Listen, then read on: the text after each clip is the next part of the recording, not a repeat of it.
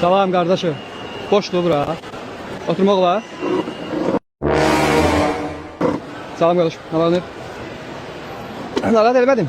Yok, sıkıntı yok. Salamatçılıq qardaşım. Adın nədir? Selim mi? Səlim, Türksən qardaş. Şad olun qardaş. Sen? Mənim adım Nedbekdir qardaş. Netbey. Hə. Doğum tarixini soruşacağam qardaşım. Doğum tarixi nəsəndir? Onun için Lazımdır da qardaş. Soruşuram. Olar mı deyəsən? söylersiniz. Ağustos'ta da oluyor. Ağustos. Avqustda. Ağustos'ta evet. Hə, onda elə az gün var da qardaş. Hə. Aklını doğum günü. Hə, bəli, Ağustos'ta doğum oluyor. günü. Niye de? İndi biləcəksən. Uşaqlar çox üzr istəyirəm hamıdan. Mən dostum Səlimin ad günüdür. Bir dənə alqışlaya bilərik 1 saniyəlik.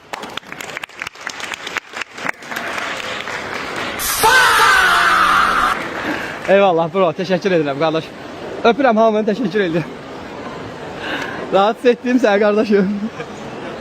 Görüşərik qardaşım, müğayət ol. Sən video paylaşacağam ama, yaxşı? Sıkıntı yok, paylaşırım. Kanalımı bilirsən?